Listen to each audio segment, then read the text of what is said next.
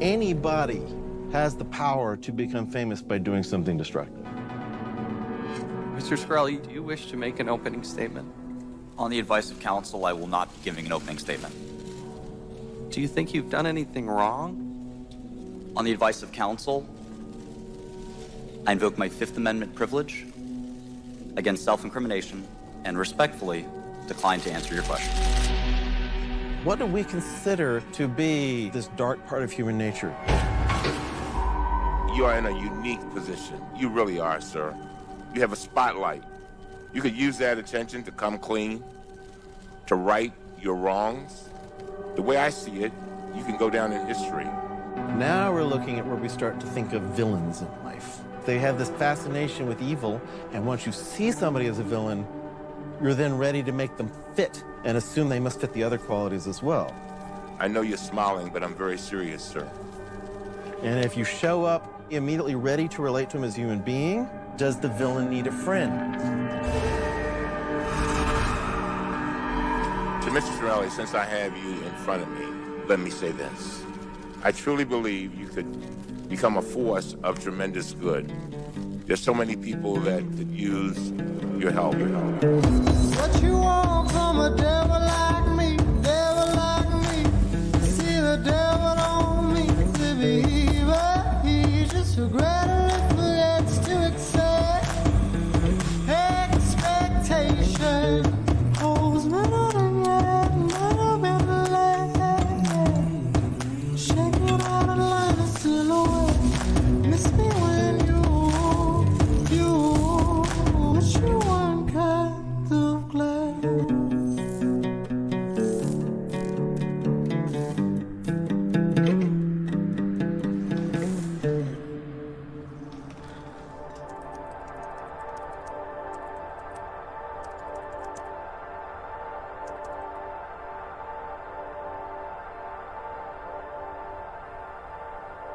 You are a bro, and you embody the problems with the pharmaceutical industry.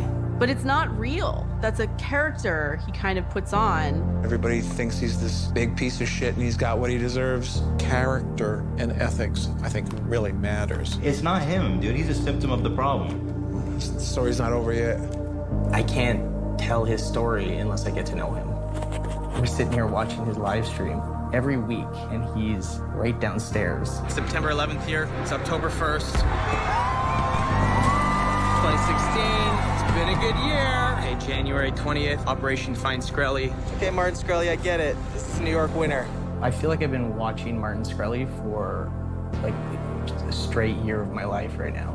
No Martin Shkreli to be seen. Naked shower guy from the building over is back. He pretty much tells you everywhere he's going all the time. It's Martin. June 26th, day one of the trial. Feeling like a real journalist right now. Yep, real journalism happening right here. Anytime something new happens, cut it out, put it on a board, mark it, edit it, save his live stream. That's how you make this movie, I guess. I don't have to do a thing. Martin Shkreli is making this movie.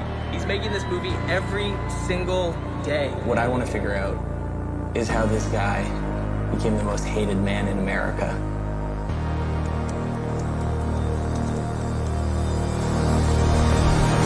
Martin Shkreli. Martin Shkreli. Price gouging pharma bro. Pharma bros. One of the most hated guys in the country. The most hated man in America. He's the guy who bought the rights to a life-saving drug, then immediately hiked the price from $13.50 a tablet to $750. That's price gouging. Pure and simple. Martin Shkreli doing what he does best, looking like a real slappable prick. If you could rewind the clock, I wonder if you would do anything differently. I probably would have raised the price higher. This is probably what I would have done. Are you listening? You can change the system. He's a sociopath. That's how the game's played here. That's how capitalism in America is played. Federal prosecutors charged Martin Shkreli with securities fraud. Even the courtroom sketch artist couldn't resist making Shkreli look like Golem on trial. He was the person who paid $2 million for the one and only copy of Wu-Tang Clan's mythical Once Upon a Time in Shaolin CD. How's the album? 100% none of your business. Shkreli came outside where protesters zeroed in on him. You think there's absolutely nothing wrong with what you're doing? Absolutely. Does anyone want to ask a question? Bring it on.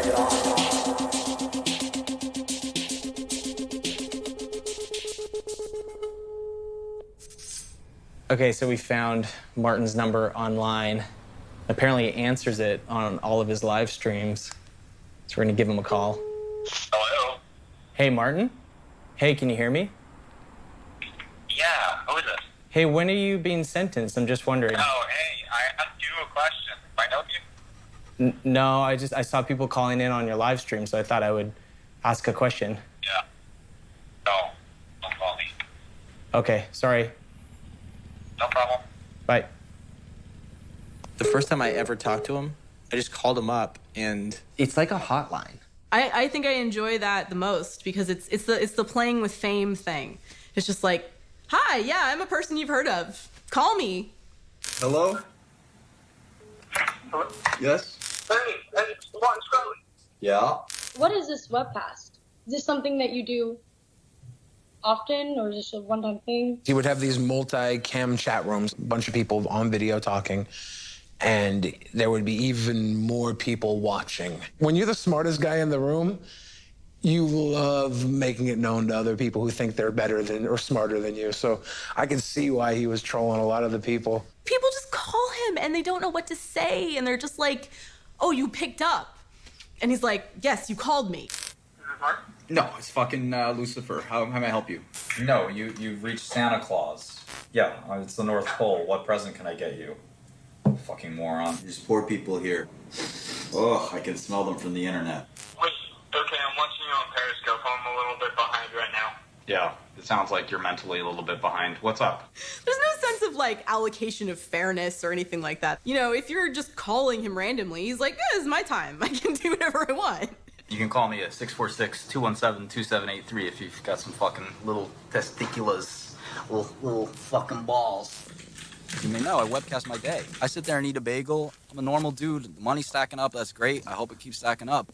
His live streams, after that first hour, it is boring as hell. It's kind of ironic. He isn't the most entertaining villain in terms of the things that he's physically doing. You're like, you're just a person, and you're a very weird person.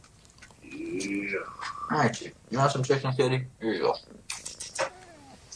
I call into his live stream, and it's like the easiest way to get a film made. Yeah. You get every question answered. Yeah.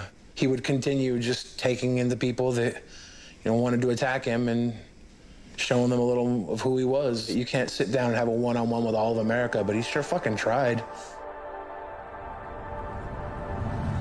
If you want to punch me, come find me. 40th Street, 2nd Avenue. Let's just say it's not going to end well.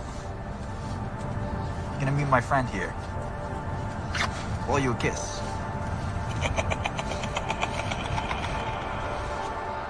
After many live stream conversations, I thought it's about time to move in to Martin Shkreli's apartment building. Woo!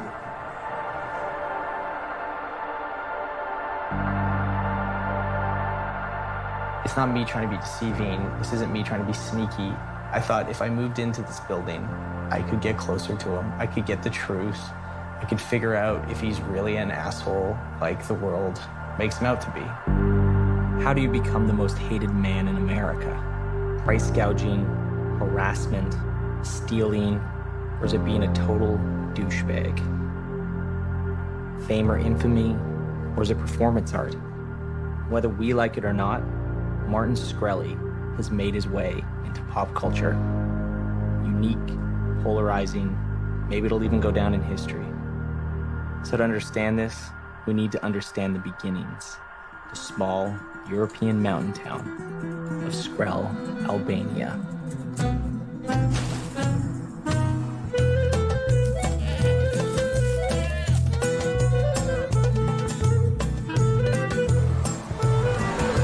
Made it to Albania.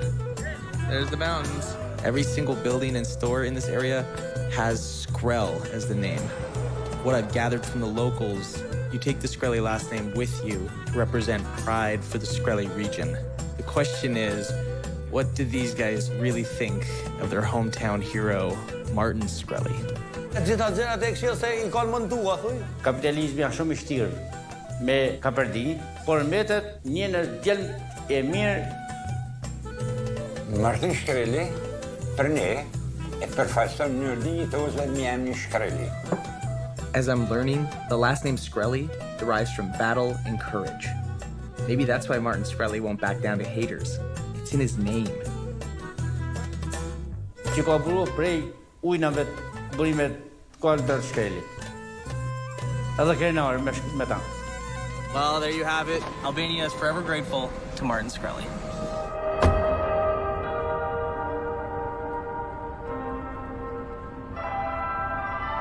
In my Albanian community, people look up to me for making it in America.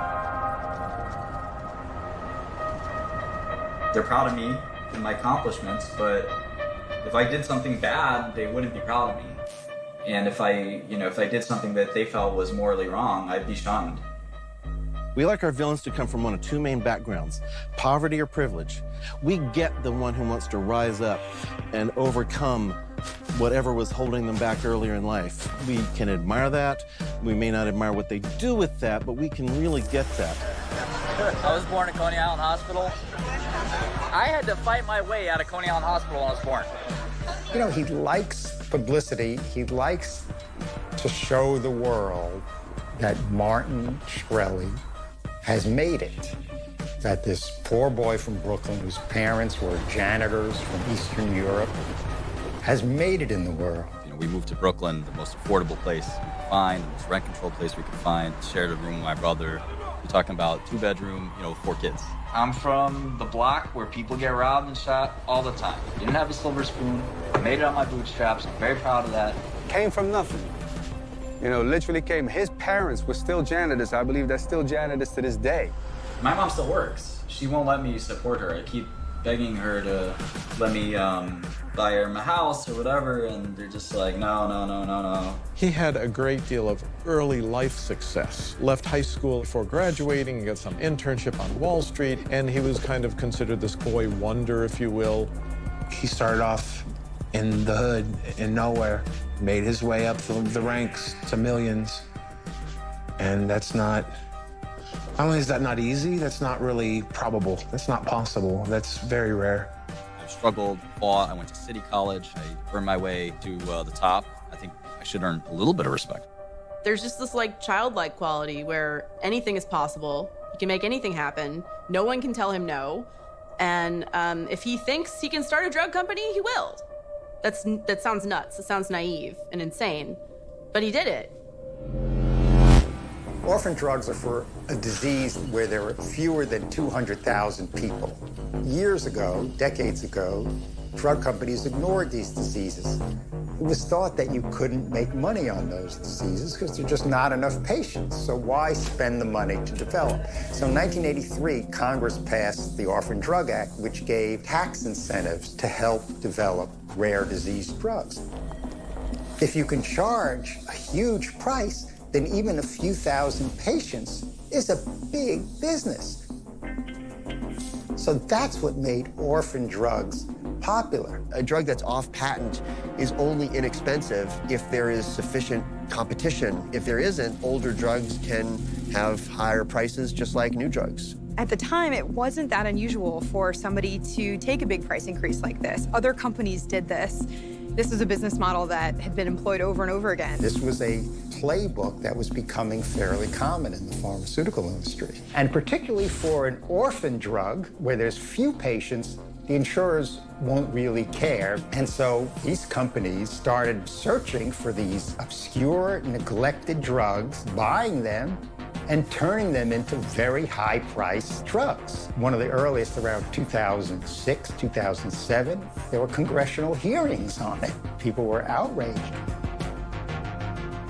So Martin comes along and he starts Retrofin, which did that with 2 or 3 drugs. Their strategy was the same. We'll take care of the patients who can't pay. We'll give it away free. We'll pay the co-pays. We'll bend over backwards. But for most patients, the insurance will pay and we'll make a lot of money. And we'll put that money to use developing new drugs. Then he gets kicked out of Retrophin, and then he did it with Turing. They bought this drug, Daraprim. Daraprim is the brand name of a drug that's called pyrimethamine. Pyrimethamine is an antibiotic that treats a particular infection called toxoplasmosis, originally approved by the FDA about 50 years ago. It's been selling for $1 a pill for years, and after Turing acquired the distribution rights, then they jacked the price up from what was like $13.50 to $750 a tablet. So why can't anything be done to stop a guy like this? Because we don't have any laws in our country to stop it. Unfortunately, you know, the United States doesn't have set pricing or any way to really negotiate that there's got to be a fixed price. It's got to change. We can't afford our current healthcare system. I think what we often overlook is that markets are actually human accomplishments. We made the market for drugs that makes it rational to raise the price of a drug 5,000% in a very short period of time. We made that market.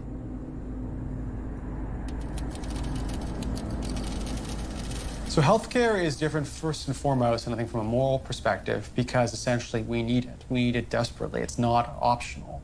Without healthcare, we're either going to die or we're going to live lives that are full of pain or lack of function. And it's sort of an interesting question if he had been a different kind of personality type, whether actually the story would have played out very differently.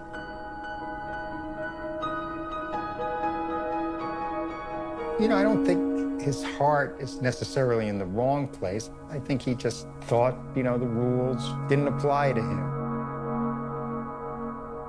He had found a nexus between the hedge fund world and the pharma world.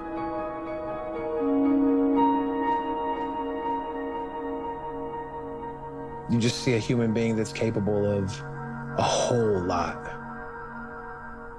He was in charge of his own companies from an early age. So there was no one to say, Martin, this is wrong.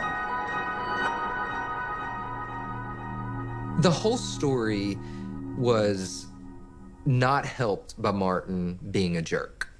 But then something really bad happens.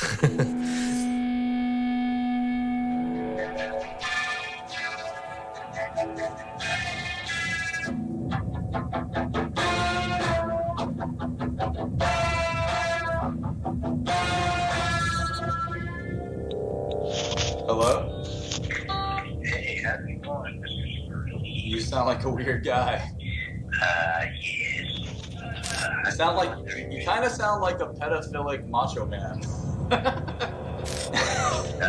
Ooh, yeah. So what led to this phone call? I was covering the courthouse in Brooklyn. I had a story about him being under investigation. No flex zone. They know better. Hello? Hello? Yes, hello. This is Special Agent Whip.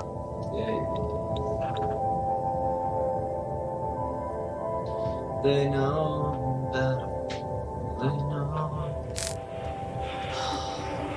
All right, guys. We peaked at 400 viewers. I think it's time to go to sleep. I love all of you. I also hate all of you.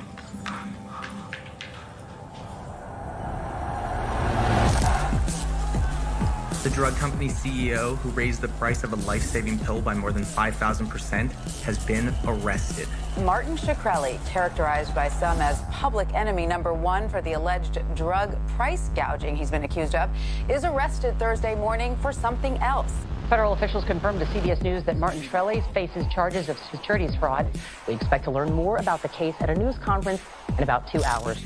My guy's banging on my door. Federal agents! Federal agents! Arrest warrant! Arrest warrant! Open the door! You know, my attorneys said that the prosecutors would alert me pre-arrest, give us one last chance to show our innocence. The fucking morning of the arrest, I was like, hey, what happened to that one last chance? Hello? Yes, hello. This is Special Agent Whip.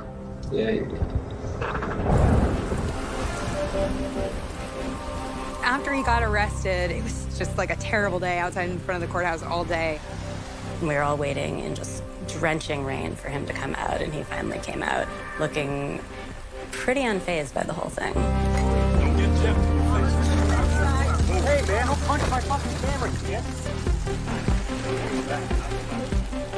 That's what people wanted. It's the tragedy completing itself.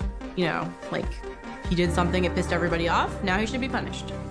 And I assumed it was for something related to pharmaceuticals. And then I learned that it wasn't, that it was this hedge fund scheme from years earlier. And I hadn't even known that he had been a hedge fund executive, really. Shkreli essentially ran his companies like a Ponzi scheme, where he used each subsequent company to pay off defrauded investors from the prior company. What he was accused of was funneling money through these sort of sham consulting agreements. If you rob a bank and then you rob another bank and you repay the first bank, you still robbed that first bank. Even if you gave the money back, you still committed a crime. He wasn't on trial for anything that America accused him of, right? Like, nobody cared about the fraud shit. Nobody. They just know, bad guy. I want to point him out. I want somebody to hate, and I don't want to be wrong for hating somebody. It's not hard to imagine that once Martin became infamous, they stepped up their investigation. This was a feather in their cap for arresting this person that people didn't like. It was him versus the government, and the government barely loses. America loves shitbags. They just like it on their condition. They like to be stroked before they're fucked. Martin just went in bare balls. That was the problem.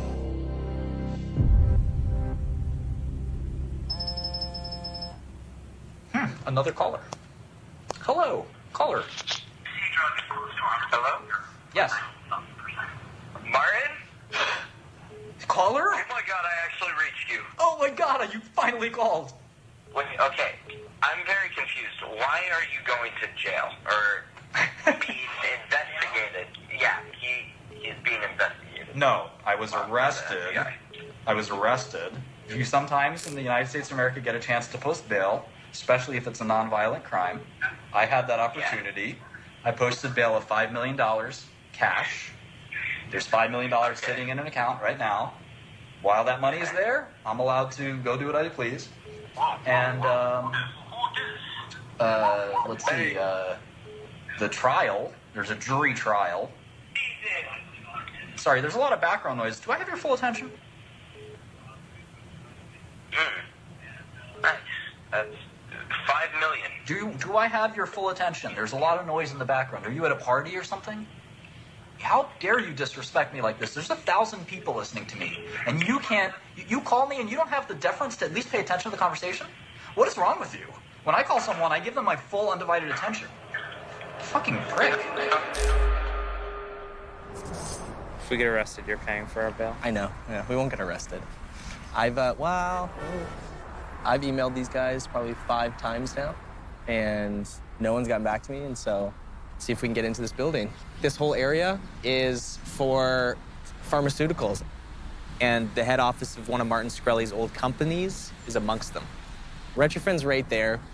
We're gonna walk in, we're gonna see if somebody can finally talk to us. We'll see how it goes. Wish us luck. Here we go. Oh, you did a foot shot, that's cool. Should I tuck in my shirt or leave it untucked? Just untucked. It won't matter. Okay, second floor, retrofit. Let's do it. Okay. That is not working. We're gonna try again, or maybe just wait by the elevators till somebody goes up. That's what you have to do to get the story. Oh, thank you.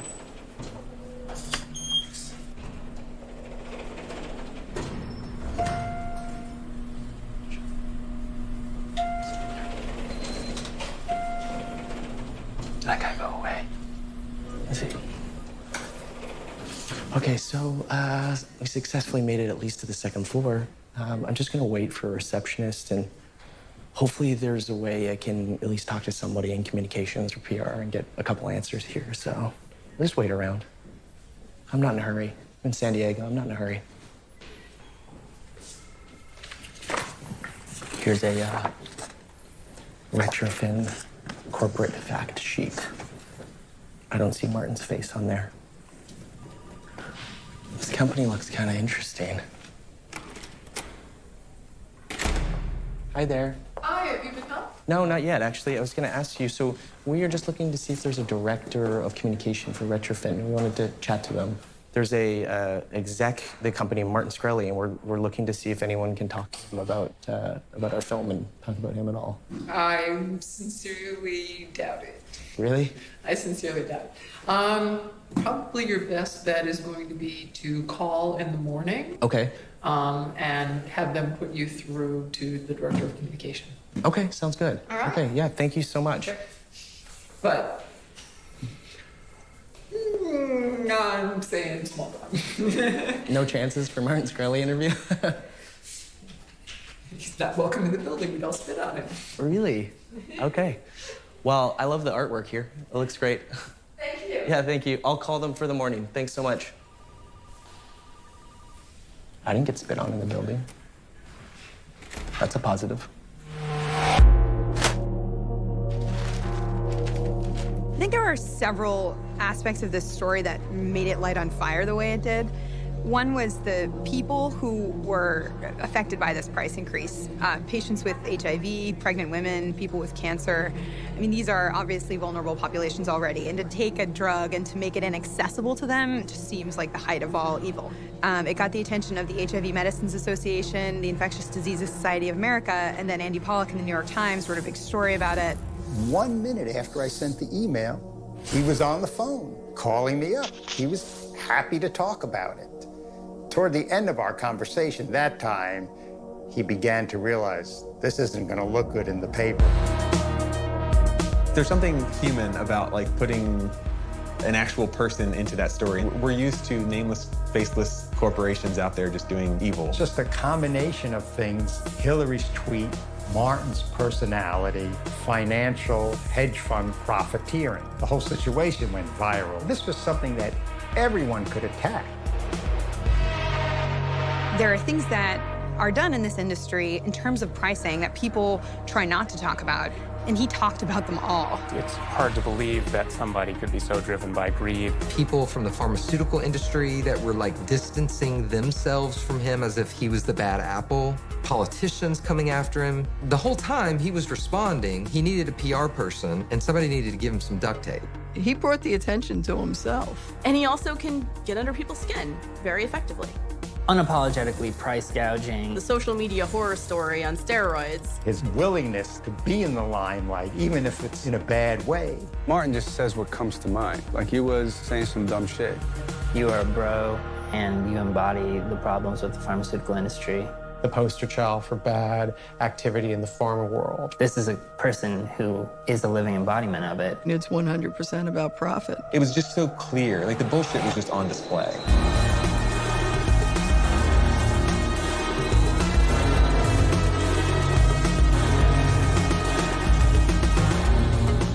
Is Martin Shkreli the most hated man in America? There would be no negative story about Martin Shkreli that would not get written.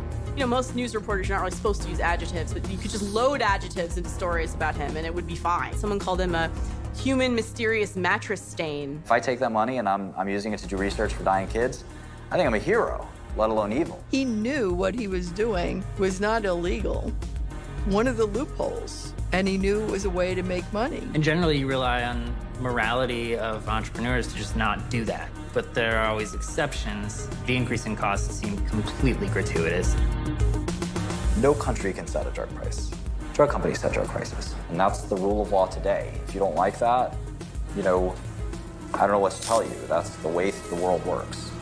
For those that point a finger at me, I point one back, and it's not my index and it's not my pinky. And it's like, really? Grow up. I mean, that's when I was like, oh no, we're dealing with somebody that's very immature. He was able to bring people's emotions into this story in a way that is needed for people to care about it. He was a different kind of hateable than your faceless corporate CEO. And I don't know anyone that gave him a chance.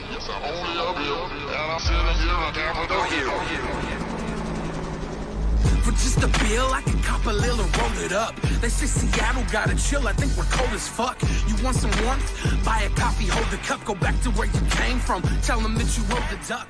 Billy the Fridge is a 500-pound rapper and sex symbol. Yeah, a little bit. But beyond that, I'm a cute boy. I can't help it. I'm like the Marilyn Monroe of fat dudes. Do you think Martin Shkreli's a bad guy? No, not at all. I know he considers me a friend, and I consider him a friend. He's a very regular person when you get past the fact that he is a very controversial person. You could put all the clips together where he's being a mean son of a bitch to people, but you probably could have even longer where he's sitting down and just being a good human, too. But it's not as fun as the fucking shit talk. $300. Buy one yourself, you poor piece of shit. Go to another country, you want free healthcare. Go to Canada, go. I didn't spell anything wrong, bitch. I don't know. Maybe he was trolling to get away from the fact that his world was crumbling. Fuck you too. The best thing about trolling is you get to create a world, right? You get to create a moment that is larger than life. It's unbelievable, but people believe it. And that's all. It's like magic. Ta-da! They're like, well, fuck you. This isn't real. Well, yeah, but it's part of the show. You got what you paid for. You paid attention. I look at him and I see him as, a person whose great power maybe was used irresponsibly. And he still has a great power. The journalists and publications decided to make this guy the villain, and it was fun, and he loved it. Martin loves being that villain. Even his own real name, Martin Shkreli, sounds like something Stan Lee would have made up. He looks for the positive in even horrible, horrible situations. One horrible situation being everybody hating you. I guess just said, all right, if I'm gonna be a supervillain, I'm gonna be a supervillain. Almost it became a thing where I wanted to participate in it and say, oh yeah, I am evil. I'll be the Bond villain. Willingly and knowingly painted his narrative as terribly as possible. A lot of times people want an enemy, and if I'm the enemy for you, good, I'm happy, man. I'm fulfilling some need in your life. There's this tendency for us to want to dichotomize the villains and the heroes, to see the villains as all bad. There is something very human in that aspect. In the comic books, there have been a couple of times when Dr. Doom took over the world. Each time, Doom got bored with it and created opportunities for others to challenge him, to attack him. It's supposed to be an incentive system. I don't know what it's supposed to be. It's a business. We're supposed to make as much money as possible now. The Joker understands a lot of the worst qualities of people. This frustration with the rest of the world and not getting the joke as he sees it. I didn't say I was joking. You saw the video. Get out of here, man. Now you're disrespecting me. They'll perceive anything from other people as a threat. I feel like you think of yourself as sort of Lex Luthor. Lex Luthor is also a philanthropist. The Riddler, he's not secure in his ego, even as large as it is. The Penguin was this odd-looking little kid, and now he wants to show the world, I'm bigger than you ever knew I was going to be. And Shkreli seems to be very driven by that need to achieve. We need to know that we've had an effect, that we've mattered. Because eventually, we're not going to be here. Hello? Hey, Martin, question for you. Do you always think you're going to be the supervillain? The only question is, what are you going to do about it?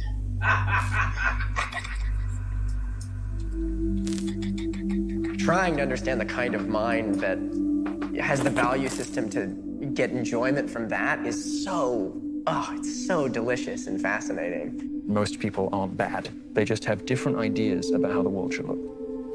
The supervillain thing is sort of like part joke. Like all great brands, it contains a kernel of truth and the rest is marketing. I got plans for the Wu-Tang Clan. There's a line in a Batman comic when the Penguin said, what's the point in committing the perfect crime if no one knows it was you who did it?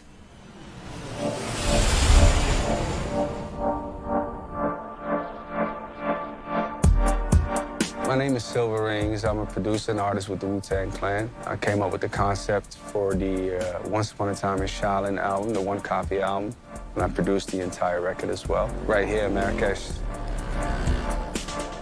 In a few minutes, we'll be playing you Once Upon a Time in Shaolin. It will be the first and last time any music from this work will be heard by anyone else. In doing this announcement, we reclaimed the idea that recorded music should be regarded as a work of art. You had some offers on this, but why Martin Shkreli? He was the only one that really respected it for the concept behind it. Music wasn't seen as art anymore. The way we released this album is the way originally music was sold. Why not release a work of music as a work of art, as a one single piece? Martin Shkreli looked like a dude that was, was into hip hop and was really loving the concept and wanted to be part of the concept. And he said, that fits. The point is I wanted to show respect for art. That's something that people are not doing these days. Release the fucking Wu-Tang album. Are you a big fan? What was the last Wu-Tang album called?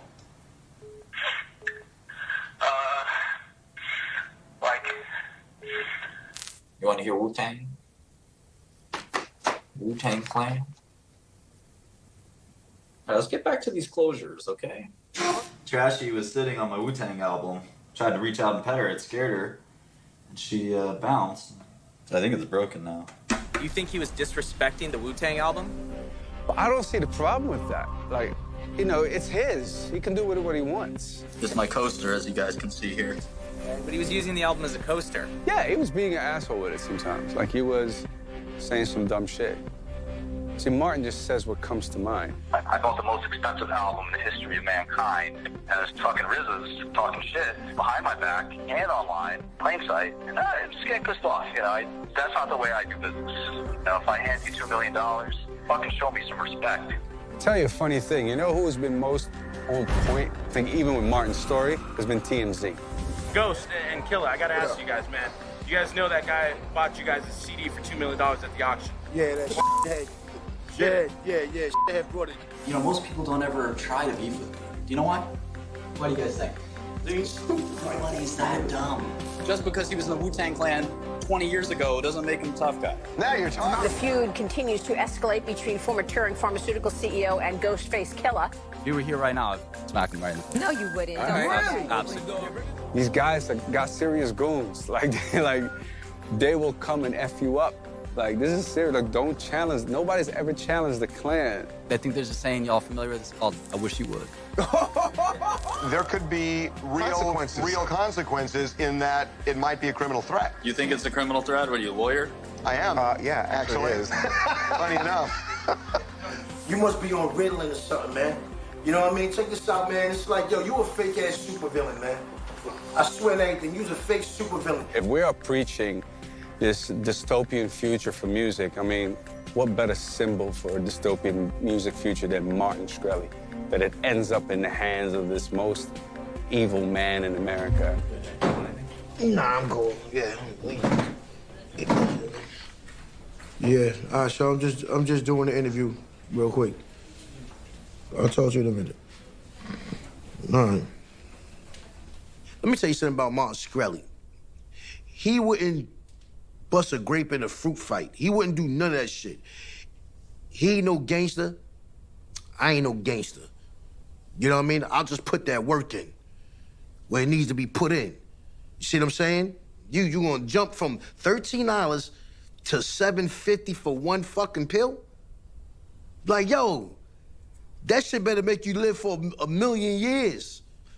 What that movie did was a fake-ass gangster move. You know what I mean? Doing that shit like that. But then you're gonna start all this commotion and beefing and doing all this dumb shit like, yeah, fuck Ghostface, I'll smack him. It's like, nigga, you see me right now, you wouldn't do shit. It's not even in your heart. You know what I mean? I'll read you. I'm talking about, I'll look you dead in your fucking eyes, B, and from head to toe, and just see what type of nigga you is. You see what I'm saying? He's not that dude. And I'm not the one to promote violence. But for him, I don't give a fuck. So This kid buys this album named Martin Shkreli. I don't want to talk about Shkreli no more. Fuck Shkreli. Okay, we'll stop. And that's it. I don't want to talk about this fucking motherfucker no more.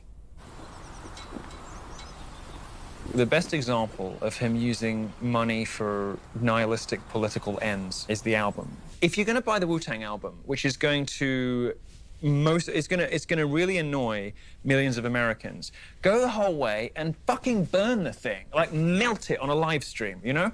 And that's what I would have done if I'd had the money available. I would have melted it. I would have taken it. Okay, we got Milo. Take one. Right? It'll only be one take. We'll only need one take. One will be fine. We're in the hands of very experienced professionals. Extra security on hand, ahead of an appearance by ultra-conservative columnist Milo Yiannopoulos. Speech shut down tonight after protesters converge on campus, where a pair of controversial political speakers were scheduled to talk. When former pharmaceutical CEO Martin Shkreli emerged from the building, demonstrators forced him back into the police line. You're about being a fucking cocksucker who raises drug prices for cancer patients, you fucking kid! Fucking piece of shit!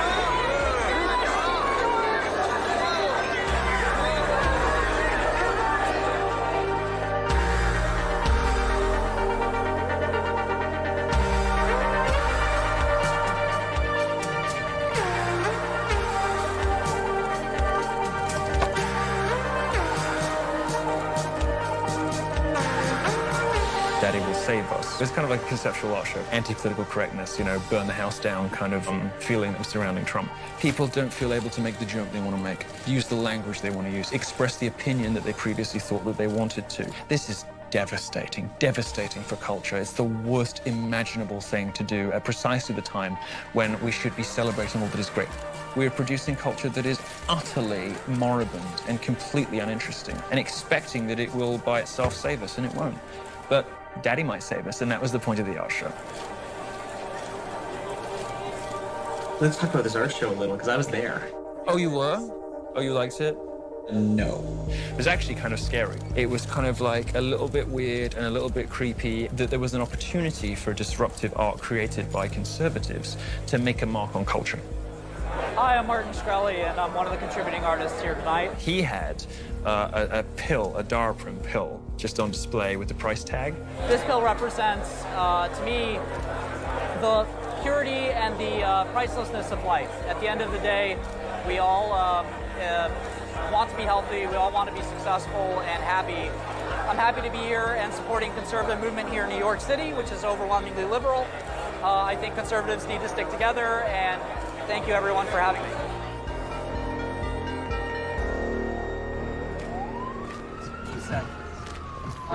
You Martin Shkreli? Yes. Hodge, nice to meet you. You guys. So there's one part of the story that nobody knows. I like being the first person to know things. I decided to move into Martin's apartment building and get closer to him and find out who he really is. Okay. You decide to live in his apartment building, it's like, that's where you want to go. You want to go there. You know what I mean? You paid for it. Yeah, so it is what it is. What you find out? Nothing yet. Oh, okay.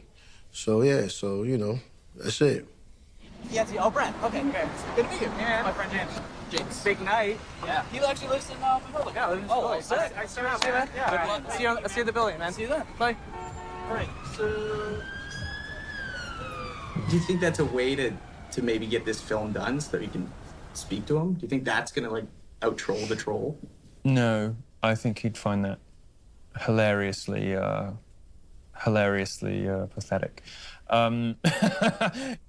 Okay, well, out-trolling a troll, when you're trolling, you have to find the weak points to attack, right?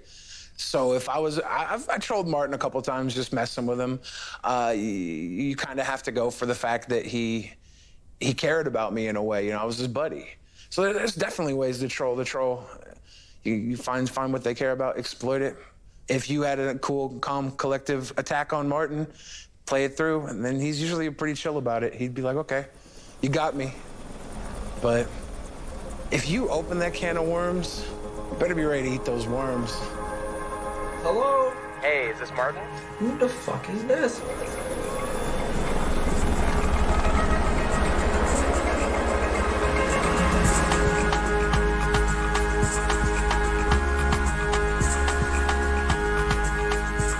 Okay, Martin is online. Here we go. Calling into the live stream. Wish us luck. Hello? Hello? What are you saying? Do you mind if I hang up on you? I wouldn't say it's the easiest way to make a film, but there's definitely access. He's available. I don't give a fuck if you judge me. Real recognize real. He's basically answering all the questions I've ever had right here on his live stream. I know every kind of martial art there is. I do think this back and forth is about as close as you can get to Martin Shkreli. You really want to talk some shit, give me a call. Hello? See him around. I've been running into him on the streets. I go to his meetups. Let's not forget, we share the same view. A naked shower guy every night. And yet I still don't really know who the real Martin Shkreli is. You're lying because you're a chicken, overprivileged piece of shit, scared shitless kid, and I will nunchuck you into another fucking multiverse if you ever privileged on me again. Okay.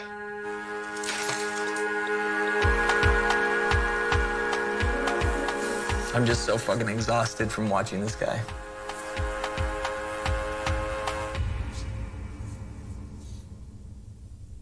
It's funny, even though you watch him online like this. So you're a fat, broke loser who uses his mom's cell phone to call me and tell me that his name is Jurgen my dad off. He talks shit to people. He's just kind of a piece of shit. And yet, I cannot help but feel sorry for him sometimes. Don't look at me. Don't fucking look at me. Like, get the camera out of my face. You bullshit. Couldn't be alone forever. He won't amount to anything. He's not important in the grand scheme of things. Maybe he is. I guess the trial will determine that. And I'm sure the media will cover it. The securities fraud trial of Martin Shkreli. A trial date has been set for Martin Shkreli. The trial's going to start in June. That's going to be quite a circus, an exciting circus. We're going to win by a landslide. The evidence is clear that I did nothing wrong. $1 billion goes missing. That's fraud. Right. My investors send me Christmas cards.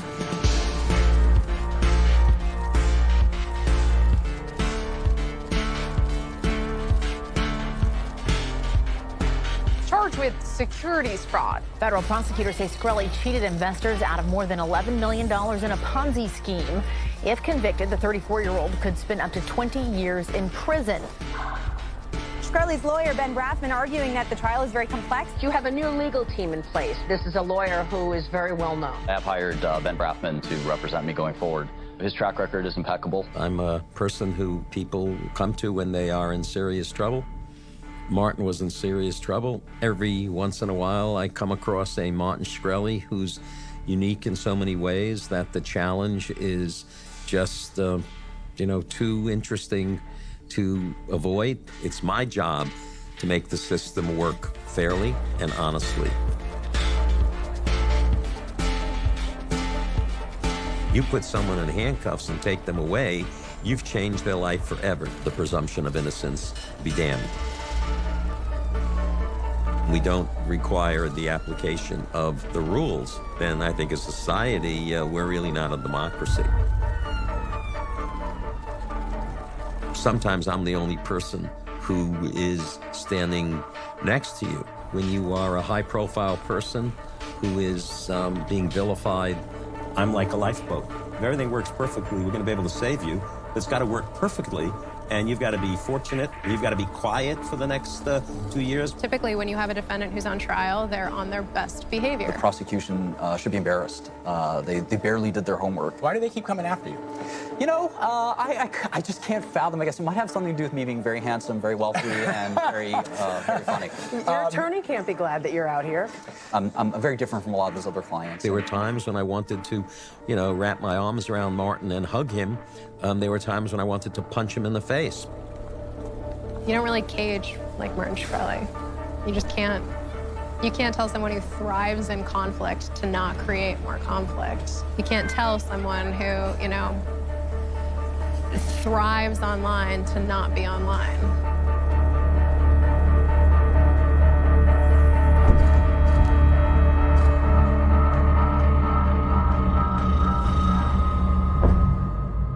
Martin Shkreli and women. How would you define the girls in his life? It's really hard to define. I mean, there's a lot of, especially lately, a lot of young ones. The ones I've spoken to all seem like, you know, people you'd want to sit down and have a conversation with.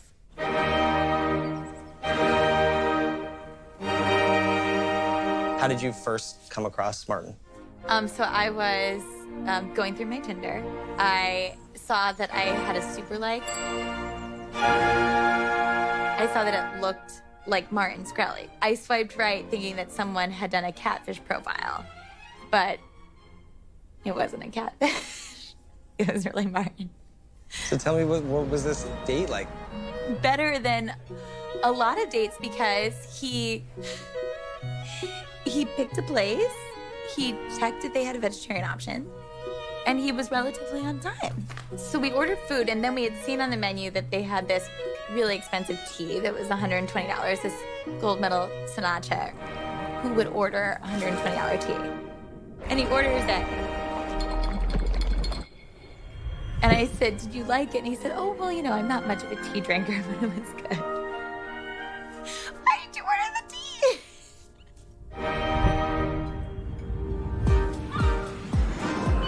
Okay, so just got here to California. This is where Martin Shkreli's ex-girlfriend lives. As I entered the house, I can see that she's gotten in a little bit of a fight with her neighbors.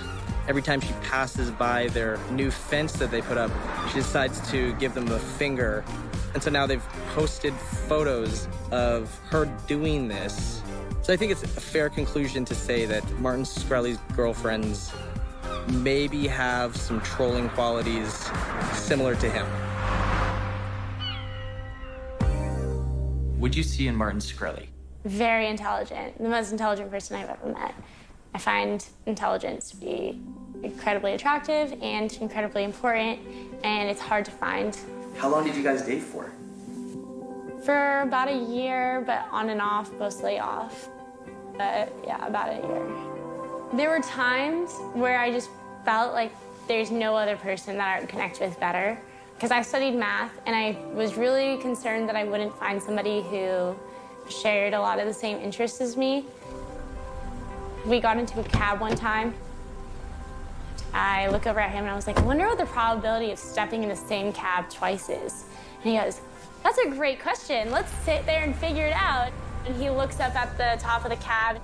Based off those numbers and those letters, we could assume that they repeat, and therefore there's this many taxis out in New York, assuming 60% of them are in commission and currently running, and they run this many hours of a day. And like we sat there and did the math together, and that was like the most fun that I've had in a while. And when we got home, we Google searched the numbers that we approximated, and we were pretty spot on.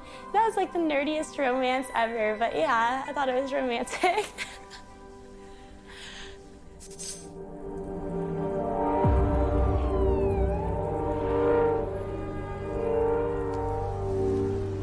Lesson number one, I'm not a fucking nice person, okay?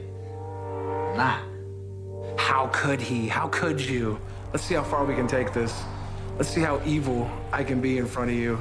People are the butt of the joke, and that's okay as long as, you know, you're not trying to tear somebody's life apart. You can poke, just don't push, I guess. We're so used to polishing our image for everyone all the time. And here's this person who kind of famous because he doesn't care. Martin, you are now the slightly famous webcam personality you grew up connecting with because, like me, you have trouble maintaining real relationships. It's a little twisted, it's strange, sometimes a little uncomfortable. I mean, he's good at getting under people's skin, and I think he thinks it's fun. How about that, fuckboy?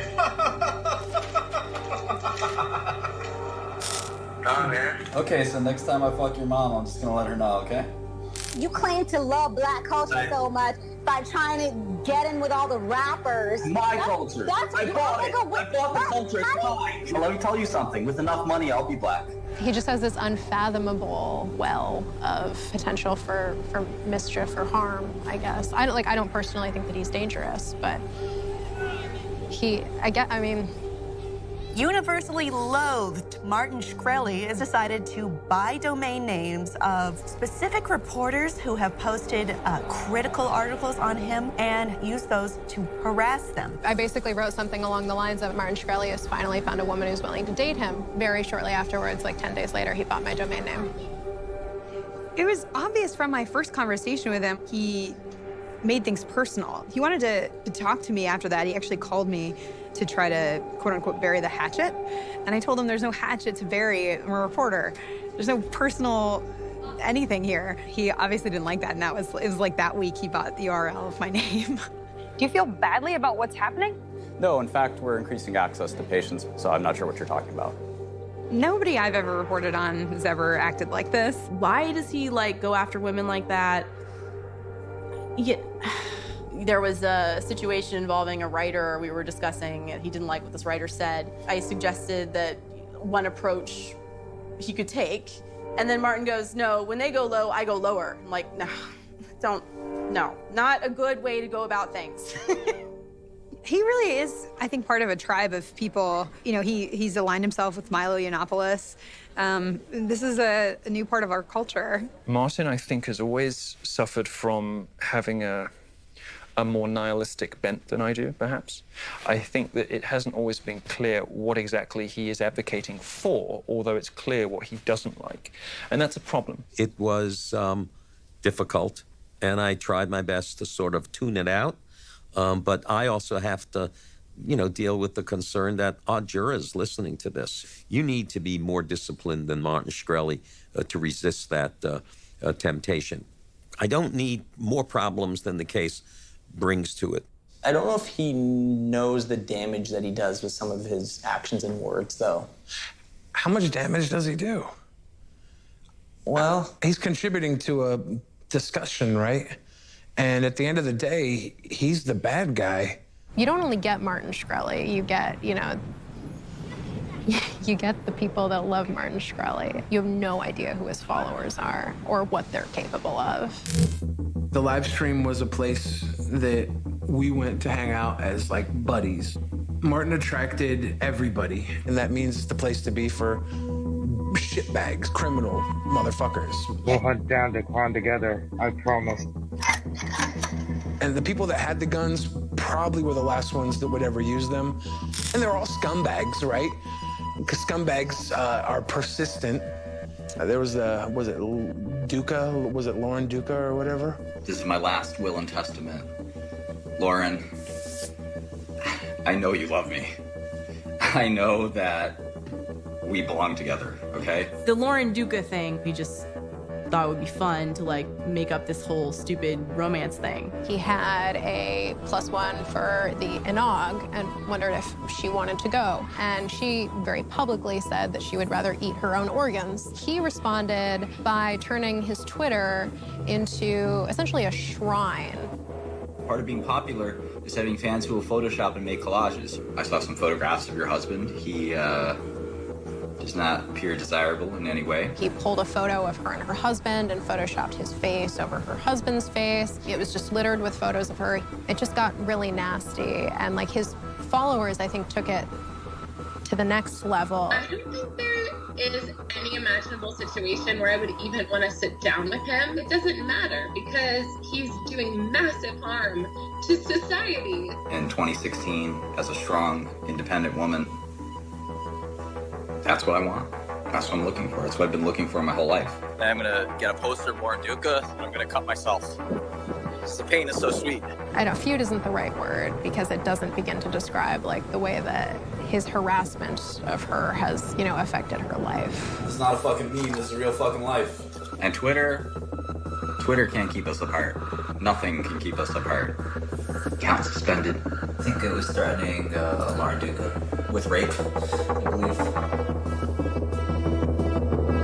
And that essentially led him to get kicked off Twitter. That was exactly what got him kicked off of Twitter, yes. Which he suffers for. He misses Twitter terribly. As an entertainer, as somebody who loves the attention, being muted is death.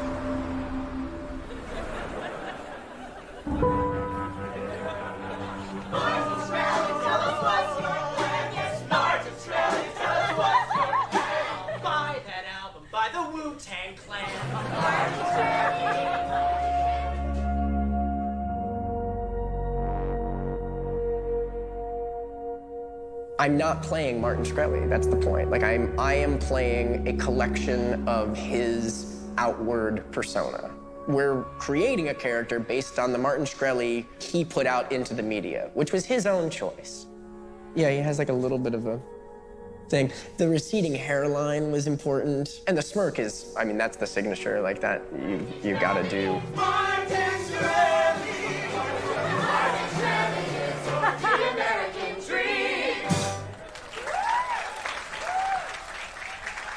Funny thing about all of this is that the best thing you could do to make him happy is what we're doing right now, is sitting here like, do you think he's got, you know, and he's just laughing the whole time that we're doing this, that I'm playing him, and you're asking me about what I think about playing him. Like, this is insane. This is insane. This is the weirdest thing in the world, and he's gotta love that. It's just like this bizarre character study that, you know, you interact with, and you never know what exactly you're gonna get, but you also don't know how legitimate like what you're getting is. There's no mirror that he can hold up to what he's saying that, you know, allows him to see how it's perceived. The message is going out and he's not receiving an equal message from how people take him. This is one where people start to say, is he a sociopath? Do I consider myself a sociopath? Wow. What a question. Can't say I get that one often. Some people thinking he's autistic and this is an eccentric, like, person. We had Martin, you know, evaluated by one of the leading experts in the field, and they, you know, concluded that if he had been properly diagnosed as a child, would have been classified as perhaps autistic. I think social awkwardness was certainly obvious. Sounds like Pharma Bro needs some meds. Yeah, I think that's pretty reasonable. I think he's going to be Martin Shkreli for the rest of his life, and you take the good and the bad with that. Some individuals don't understand the better side of human nature, causing these people to go without their medication. People are ready to see a villain and to assume that you're going to fit all these qualities. I don't think it's that he has no empathy and doesn't think that it matters if people get hurt. It's the fact that he thinks people coming at him, telling him that people are getting hurt, are not telling him the truth.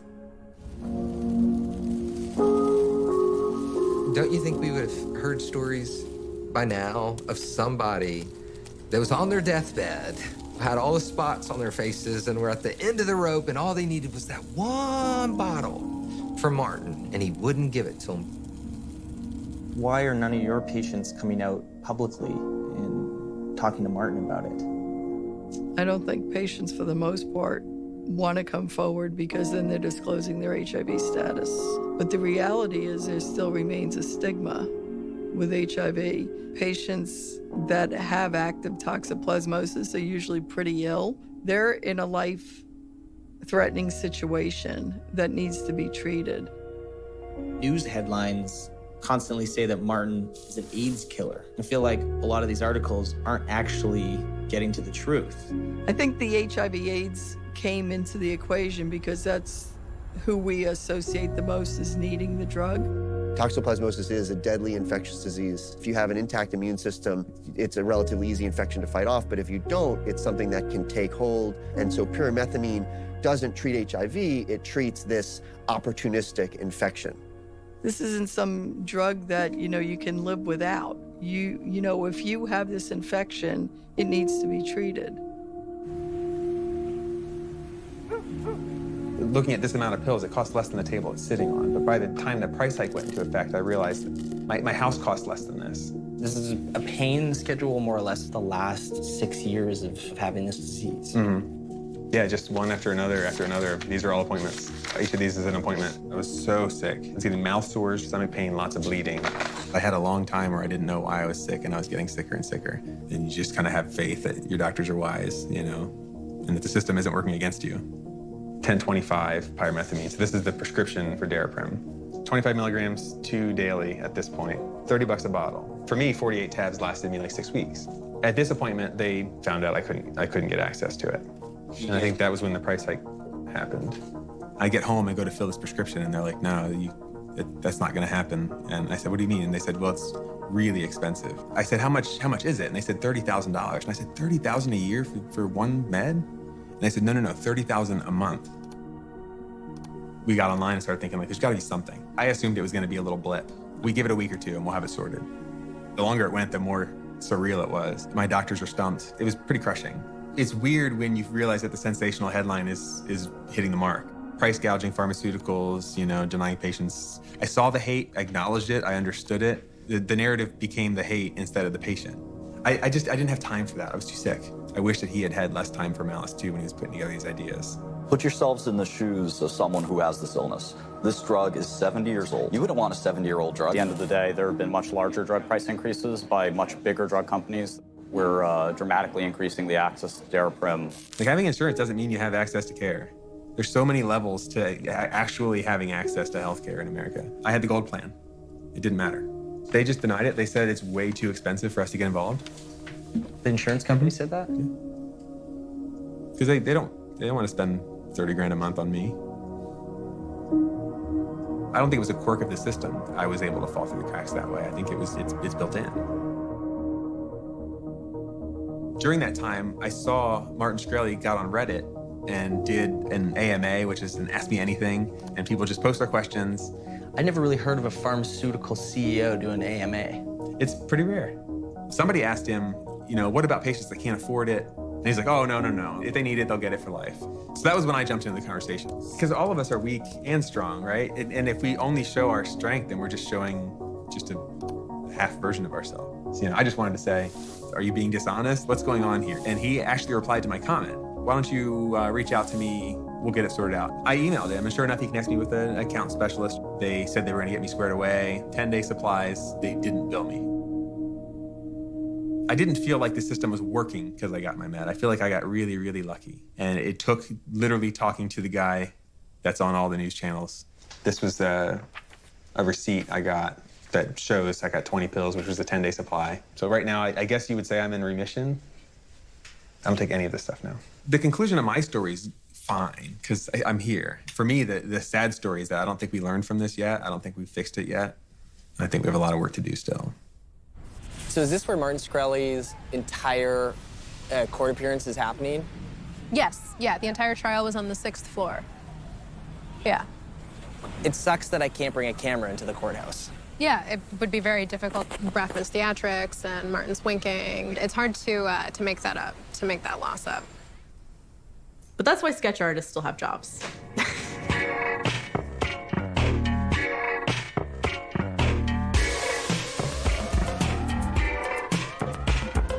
Shkreli was charged with 8 counts of securities fraud, conspiracy to commit securities fraud, and conspiracy to commit wire fraud. So this is at the Federal District Court in Brooklyn. Covers Brooklyn, Queens, Staten Island, and Long Island. Each district has their own federal prosecutors. Jacqueline Kasoulis, Alex Smith, and Karthik Srinivasan. They tend to be graduates of good law schools who are pretty aggressive. And then the FBI helped investigate. They're sitting at the table with the prosecutors. He said Eastern District prosecutors were junior varsity. He didn't think much of them. It's possible that he thought he could outwit them. Prosecutor style, especially from that office, is very straightforward. And Brathman is like pretty dramatic. Brathman is fun to watch in the courtroom. It's a good contrast, and it's just good courtroom theatrics. Judge is Kyo Matsumoto. She had been a federal prosecutor, longtime federal judge in that courthouse. The Shkreli's harassment. Do you think this being a woman judge might hurt him? No, I have never seen the judge. She seemed very fair. And then, of course, jury selection was just so much fun, like an unexpected amount of fun. Jury selection begins in New York. That notoriety from the infamous price hike has left a stain that's now following him even into trial. Jury selection took a lot longer than we expected. Entering its 3rd day today without seating a single juror. I covered Bill Cosby's jury selection, and it didn't take anywhere near as long. They called in a couple hundred jurors. They went through this giant panel of people, just weeded out everyone that they thought could poison the pool. Nearly 200 potential jurors have already been dismissed. Obviously, there's a bias out there. They're going to find a jury. It just may take a while. So Judge Matsumoto is trying to determine whether jurors are biased or whether they can't serve. They had to be able to be impartial, even if they had heard of him. But there's a big problem. Martin Shkreli can't find jurors who don't already hate him. She just starts going through one by one. Does anybody have opinions about the defendant that I should know about? And were there any opinions about Martin Shkreli? And now, some of the actual responses from potential jurors excused from the Martin Shkreli trial. I'm aware of the defendant, and I hate him. No, no, no, no. When I walked in here today, I looked at him, and in my head, that's a snake. Not knowing who he was, I just walked in and looked right at him, and that's a snake. You'd have to convince me he was innocent rather than guilty. He disrespected the Wu-Tang Clan. So people did know him, clearly, and had really strong opinions on him. Where are you going to find a jury who doesn't think he's guilty? I can't even find most family members who don't find him guilty. I think everyone, regardless of who they are, deserves a fair trial. And so I do hope that they find jurors who are not biased, immediately biased against him. And I hope justice is served. Well, his lawyers already called for a mistrial. The judge said no. A lot of people just associated him with high-priced drugs. A couple people mistakenly thought he raised the price of the EpiPen, which is a totally different company. He really was just, the face of unaffordable drugs. And they were so angry about that, even though they were told by the judge repeatedly that this has nothing to do with drug pricing, they just couldn't. Or they also just wanted to get out of jury duty, maybe,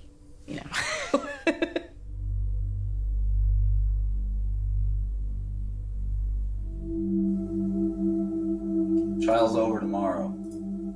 Bitches. Anything that we do goes down in history because it's being recorded.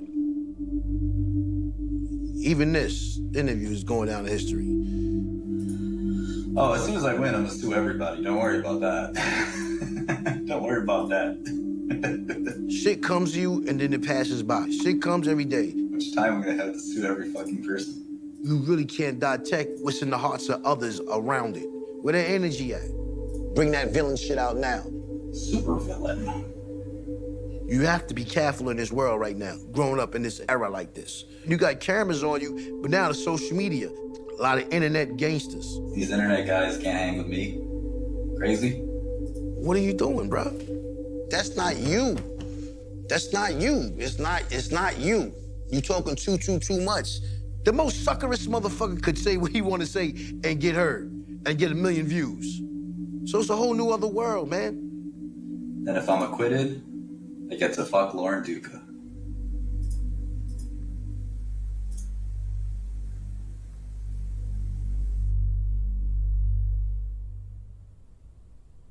Nobody loses when Martin loses. There was really nobody connected to Martin to take the loss but Martin.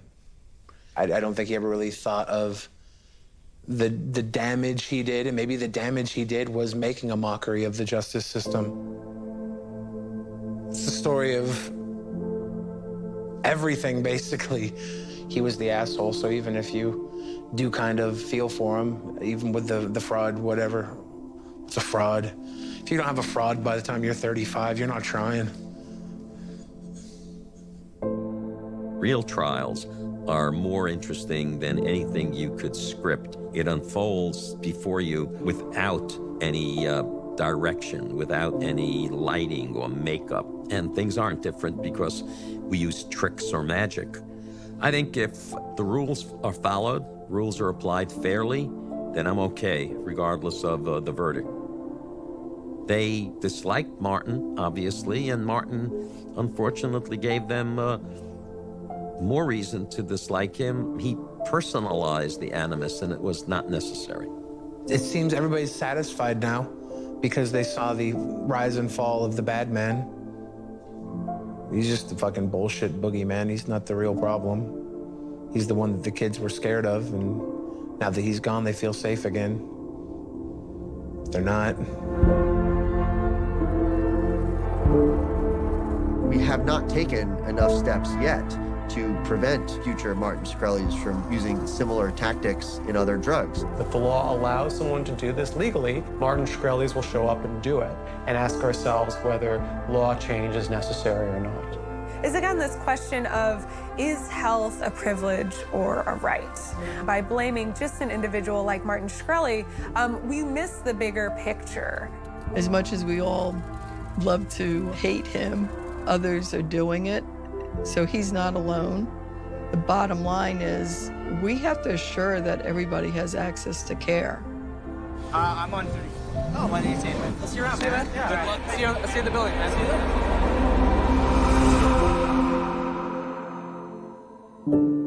There are a lot of supervillains who could have used a friend along the way. As traditionally written, they don't tend to be that motivated by seeking friendship. In real life, though, people are more complicated than that. What? Who could that be? Who is it? Brent. I saw your trial stuff and I came to bring you some beers, actually. It's really nice of you. Yeah. You're the best. Sorry, you know I have to be careful with people. Yeah. You want a beer? Sure, dude. Yeah. I love one. Can I touch the birdie? I gotta touch the birdie guy.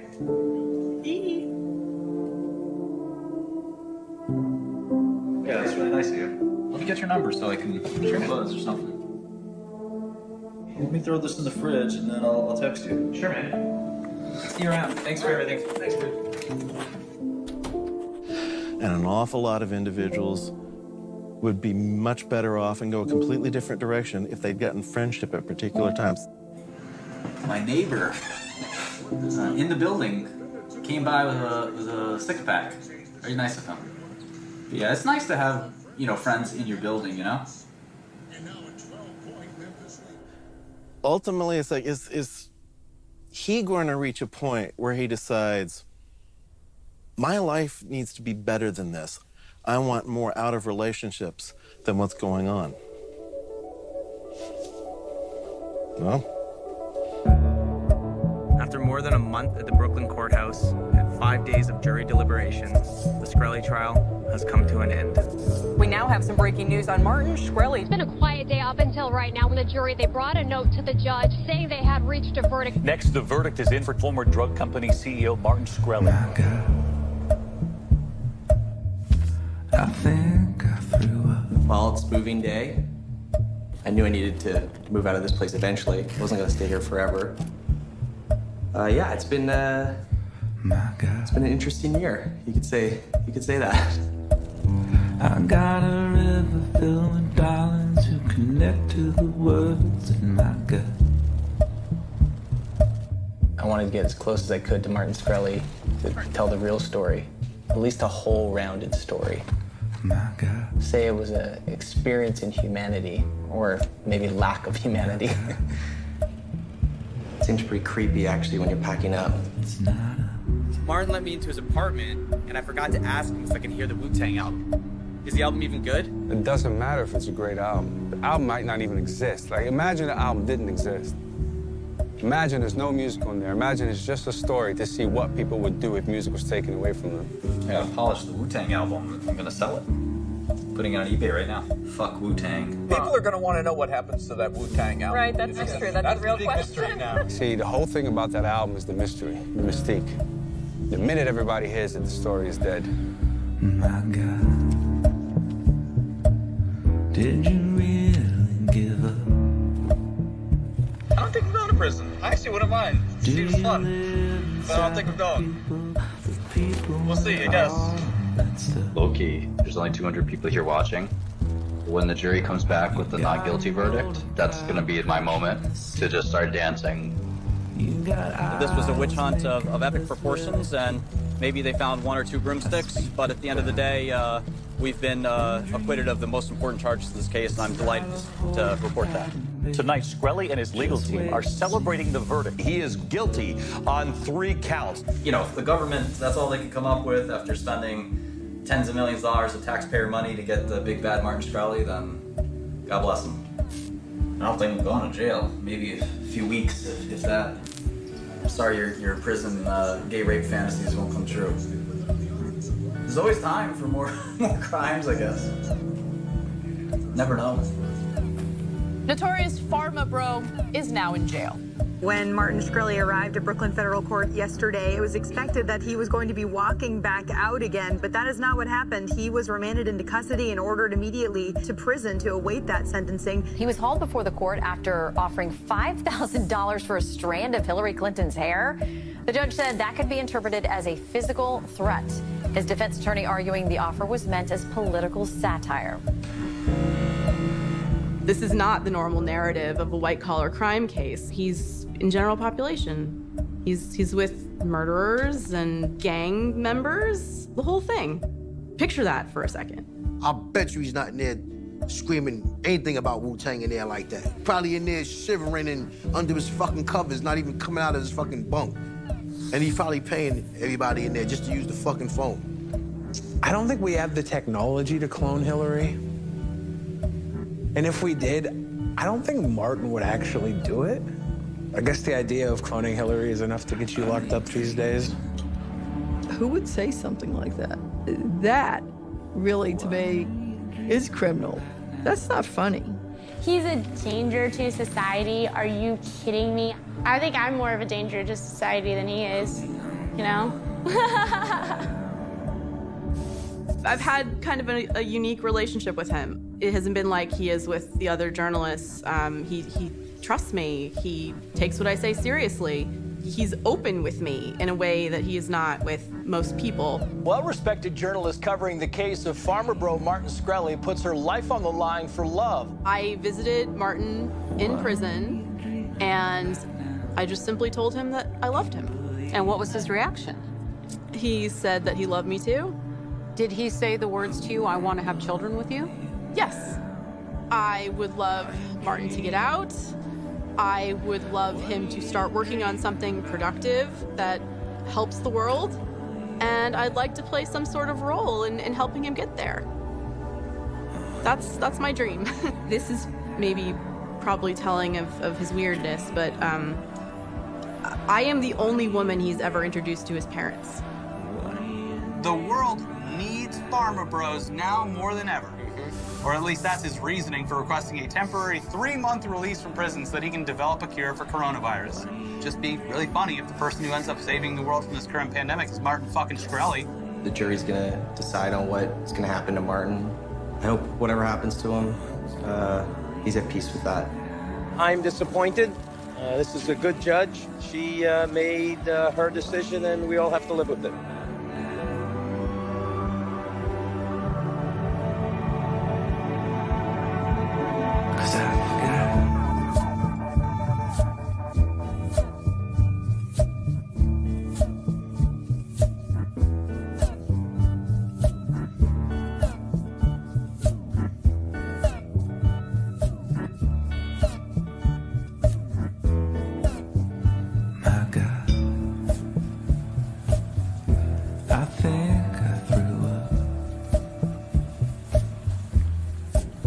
I got a river filled